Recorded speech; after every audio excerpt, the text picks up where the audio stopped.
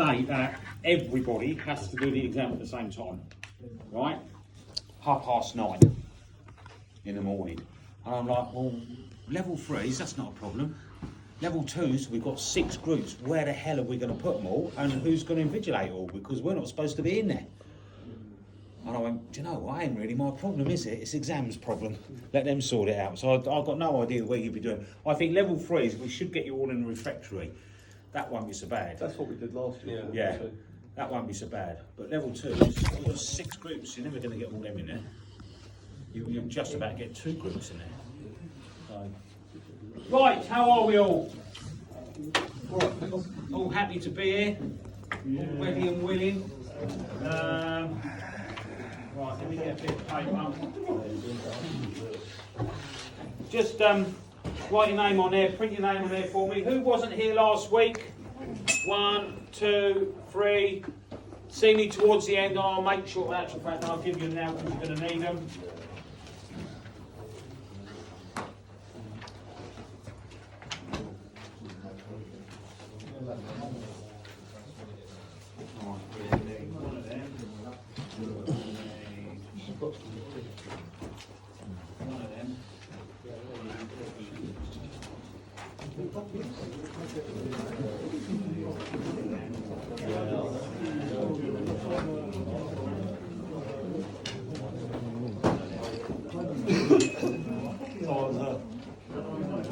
Someone told me Kensington Cromwell Road as a flat that overlooks Harrods. I think what they've done is they've brought the whole top floor of the building turned into unfit unit.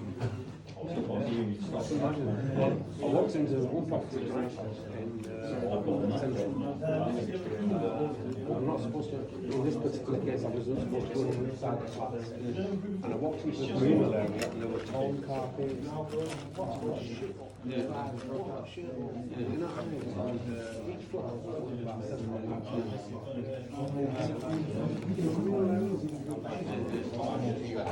minutes. Anyway, by Romeo, coincidentally, one guy now,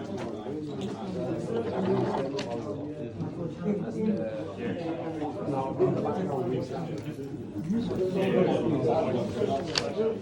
really friendly.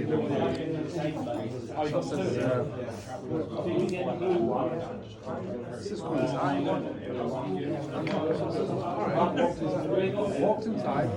Only got him came out last week. Yeah. Only the kitchen. I don't surprise me. Only the Yeah. You see, the trouble is, all these cunts that live around here, you could open the fucking kitchen and charge what you want.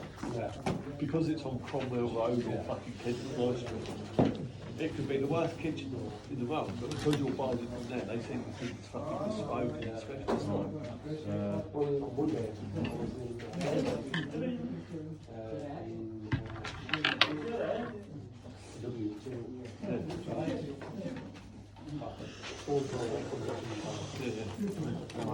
one of them, I found out he's had a party in Norway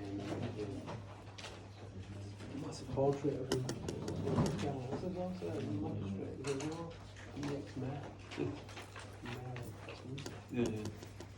Right, what we're going to do tonight, we're going to start looking at our actual tests.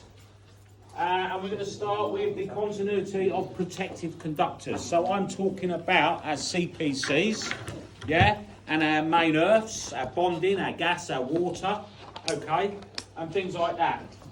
Shit, I forgot my delivery. Doesn't matter. Right, so what is a protective conductor? There you go, earthing bonding. The term protective, what you've got to think is, it is our safety circuit. Now, I know in the regulations, they don't ask for supplementary bonding now. Main earth bonding, main bonding and earthing. This bit here, CPCs, yeah, but supplementary, they don't really ask for that now. Anybody know why? RCD protection. RCD protection, okay, additional protection. Now, that really is not good enough. for me in my industry, not good enough, because an RCD is an electromechanical device. So the mechanical bit does wear out. If your RCD fails and you don't have any supplementary bonding in place, right, all your taps, all your overflow, metal overflows, all your sinks, anything metal in the building could potentially become live and kill you. So whenever I install anything or whenever I test anything, I always look for supplementary bonding just to know that I'm safe when I'm in that building, okay? Don't forget, these regulations are non-statutory. They are not law. They are guidelines. It is best practice to follow these. If you breach these to a certain extent, chances are you will be breaching health and safety. And if you breach health and safety, that is law, and you will go to jail. Do not pass go, do not click 200. That's it. Okay? So it is good practice, but don't forget they are guidelines. You can't always do everything exactly by the book. As long as you are confident that what you've done is safe, then that is okay. Okay? So what would your guidance be then if you went into a property to test and there was no supplementary bonding? It's not a requirement, it's not a failure. However, I would advise, if they've got RCD protection and they're relying on RCD protection, I would advise them to have supplementary bonding put in. Yeah.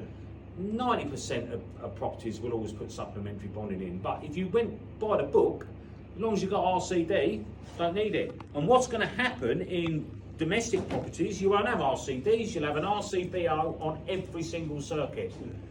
They're electromechanical. If your RCBO fails and your circuit's still live and you've got no supplementary bonding, right, that's basically, you've got your main earth bonding and that, but that's basically cut your earth fault path down in half. You're relying on your circuit protective conductors, you're relying on your main earth and gas, that's it. Everything else, you imagine, you bond your water as it comes in the house, and this pipe is running all the way around the house. Just think of it as a cable. And the longer the cable gets, the more resistance is going to go up, okay? The more volt drop you'll get.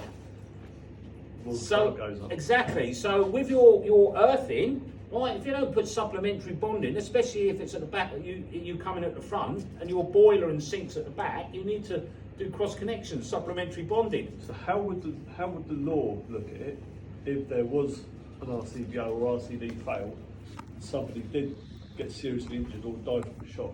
Where does the law stand on that? It's not a requirement.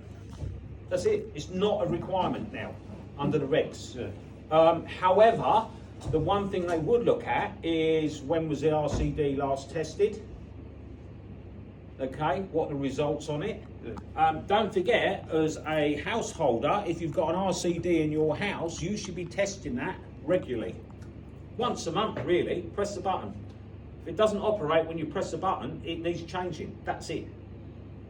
Even when I test them, I do all my tests on the RCD, and the last test I do is press the button, reset it, press the button, reset it. I always do it twice. Yeah. And if it doesn't operate correctly when I press that button, it's failed. Even if it's passed all the tests with my meter, it has failed. So going back to that scenario, then if the householder isn't testing it, do they become liable? Yes, because as a tester, you're only, it's a bit like, when you're testing, it's a bit like an MOT. No, I'm talking about the actual household owner of the board. If they're not testing it on a monthly basis, Well, when if you were a householder and I'd said to you, when was the last time you tested your RCD? If you knew it was important, you'd go, I test it every month. yeah, but if the householder, How can I prove you haven't been doing that? How does the householder know if it's important? On the initial handover, Yeah. okay, they should be given instructions, and there should be a sticker on the RCD that states this needs to be tested of a period of once a month, Yeah. once 2 months, Yeah. like that. But you say that to somebody, first couple of months they'll do it, after that they won't bother. We all know they don't bother. Okay, so it's a bit of a grey area. When we testing, it's, as I say, it's just like an MOT. You put your car in for an MOT, it's past the MOT. As soon as you drive that out on the road, that MOT really means absolutely nothing. Yeah. You have your tyres and your wheels balanced, brilliant. As soon as you drive down the road and go over a bump, they're not balanced anymore, it's knackered. So it's only relevant at the time, and that's all you can do. You can't do any more than that. You know, there's no way you can do any more than that. So it is important. There's 4 types. There's earthing conductor, circuit protective conductor, main protective bonding conductors, and supplementary. Okay? They perform 1 or 2 different functions. Earthing and bonding. What is the difference? Earthing is part of the circuit. Yeah? Bonding is normally you are actually going to earth something that's not part of the circuit. Okay, so if you've got water pipes, they're nothing at all to do with electrical installation, but we bond them, we earth them, right? Nothing at all to do with it. It's just in case somebody gets a live cable and it touches that pipe, it's going to trip. It will flash quite big, but it will trip. Okay, if it doesn't, then everything that's connected to those pipes, your taps, your shower head, everything is going to become live. And the last thing you want to be doing is sitting in your nice plastic bath and then think, oh, just top it up with some water, right? And you grab hold of the tap, and you're a goner. That's it. You might as well get the electric heater and throw that in, because you're a goner. So that's why bonding is so important. Really, really important, even though it's not part of the electrical circuit. Okay? Test preparation, right, I've gone over a few of these. You've got to do your instrument checks, null the instruments. Anybody not know what I mean by null? Zero them down, okay? Most instruments nowadays, you put the leads together, press the button, and it zeroes it. What are we actually zeroing? The resistance of the leads. The leads, right? Because when you measure something, you've also got that length of cable of your leads, which is resistance. It's going to add that to it. What you can do is just put your leads together. I tend to put them together, measure it and write that down, right? And then I don't bother fucking nulling them. I just measure it and deduct that from that. To be quite honest, it's such an insignificant amount of resistance, not going to make a lot of difference to your results. You know, we're not talking about a bloody 30 metres of bloody cable, you know. The only time it might make a difference is if you're using a wandering lead, right, which is quite a long. Right, and you need to measure that and deduct that, definitely. But yeah, they've all got the facilities to zero them. Be careful, because sometimes you zero them and then you'll go, yeah, doing this test, and then you'll flick onto insulation resistance, you'll flick back to continuity, and your leads won't be zeroed again. They need to be zeroed again. So you need to, if you're going to zero them, make sure they're zeroed every time. Okay? That's why I just measure the resistance and just carry on and deduct it, because I get fed up to keep zeroing them like that. But other ones, the megas, once you zero them, they'll stay zeroed. Flukes, Christ, if you change it or even press one of the function buttons, a lot of the time you've got to re-zero them again. Right, so a bit of a nightmare. Predicting values based on circuit lengths and conductor sizes, you need to know how to do this, okay? People always say to me, well, how do I know how long the length of run is on this ring circuit? I can sort of roughly guess by looking around here. It's going to go around there, and it's a ring circuit, so I'll double it, right? And that's going to give me the rough length. But I will show you a way of actually using your R1 and R2 values of working out the actual length of the circuit. It's quite easy, quite an easy calculation. Some ring circuits don't just go as in the ring, they go like hop, no, it's back and forth. Yes, they do. So you're saying you'll go to that socket and then they'll run up and go across to that one, then they'll go across, yeah, they do it like that, yeah. In odd situations, something like this. So obviously going that way, Yeah. make it, well, we calculate the meterage roughly, but it's this way, how are you meant to know? You're not. It's only a rough guess. Right, It's okay. only a rough guess. The length is not that important to a point. It is when you come to verify things. And as I say, I can show you a way. Once you've done your R1, R2s, your little R1s, I can show you a very easy calculation to work out your length of run. And it's not exact, but it's pretty close. You know, what's the maximum length you can use on a ring circuit? Cable length. 100 metres square. 100 metres square, yeah? It'll never be 100 metres square because we only get drums maximum of 100 metres, right? And by the time you run it in and out of boxes, first fix, and you come back and you strip it and you cut a bit off and you cut a bit off, it's never going to be 100 metres. So a little bit of diversity there, right? But the maximum is 100 metres. After that, you are on a ring circuit, you are going to get volt drop. You definitely will get volt drop. So, because it's going to be a hell of a circuit. You might only have 2 sockets on it, but that's a hell of a run of cable, you know. So you will get volt drop on that, which is what we don't want. You know, what happens when you got volt drop? The amperage goes up. You're going out on a Friday night, takes a bloke, what a bloke going? You go a bit of water, bit of gel, right, brush teeth, clean pants, clean shirt, I'm ready, come on love, right?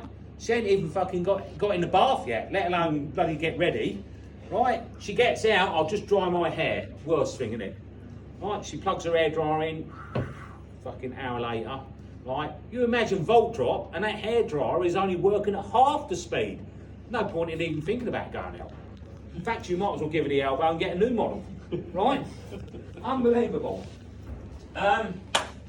Knowing what equipment is on what circuit and where all the points are, that will require testing. That's what I put down here, point number, that's what it means.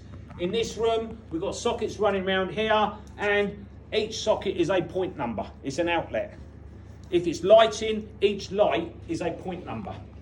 However, lighting is a radial circuit, so we don't need to check every single one. We go to the furthest point. Ring circuits, we've got to go around every single socket because it's parallel. Okay? So you need to know the point numbers and what equipment is on what circuit. If you've got things wired into that circuit, it's going to alter the resistance, so they need to be disconnected or isolated. If you've got an immersion heater in the house, and years ago, the upstairs ring, they'd spur off the ring, put a fuse spur in, a fuse connection unit. I shouldn't call them spurs. The spur is the actual piece of cable that comes off the ring, but I've always known them as spurs. They'd put that in there and they'd wire a bit of flex, heat resistant flex, that's your immersion heater. You go and test the ring, you're actually testing the resistance of the immersion heater. That's going to drag it down. So you just turn it off. Fuse connection unit, the switch is a double pole switch, turn it off. Or take the fuse out, disconnect it, then it's fine. Lights, if there's lamps in there, especially tungsten lamps, right, you need to take them out. Fluorescents, you can leave the tubes in because they work differently. However, be aware that you will get slight resistance running through the ballasts and the starters, and be aware if you do an insulation resistance test on fluorescent lights, the starter, you know, the little round starters you put in and twist, right, they are capacitors. You will charge them up.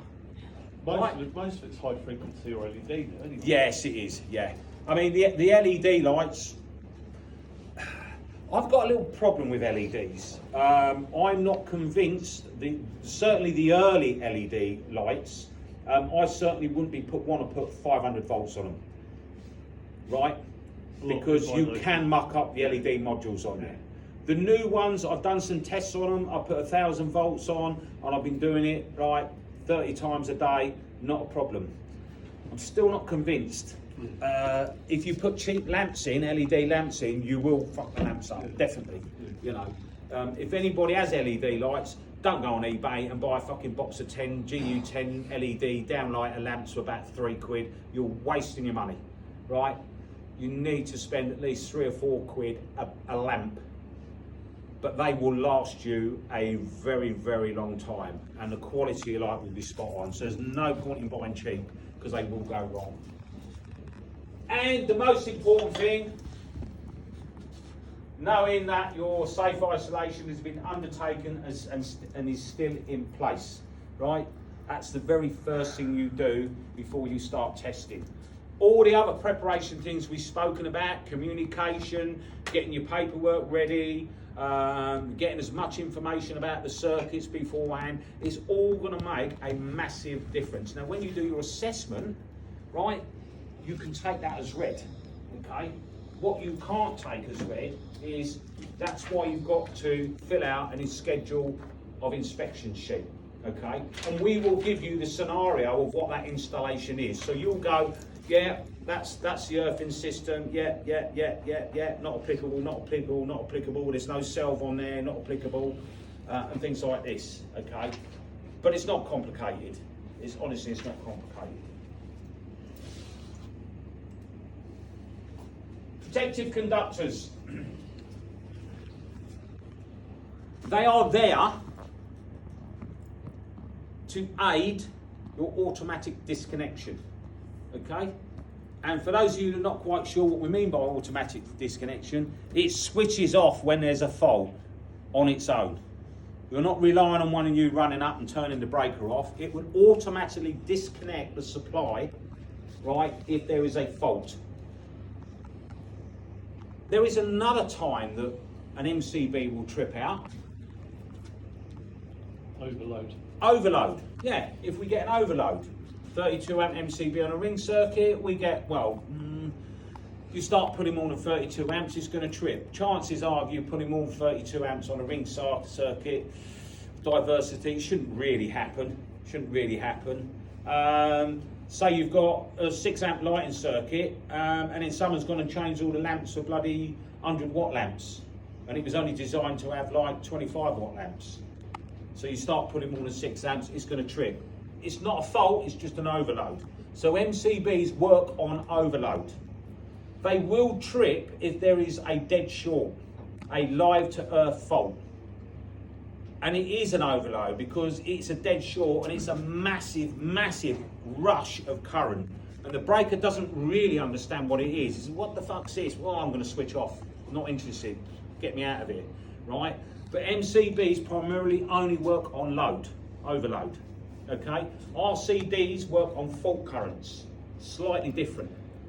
Because if you think about it, if you've got a bulb, you've got live on one side, neutral on the other, and you've got this little bit of tungsten between them. So you've got continuity between live and neutral. So it's actually a live and neutral fault. And that bit of tungsten's in a glass case in a vacuum. Okay? And because it's a fault, it produces heat and starts to glow, but it won't catch light because there's no oxygen. So think of our fire triangle, okay? There's no oxygen. But it's a measured fault.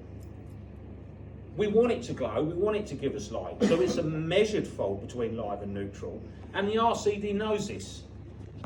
The RCD knows this.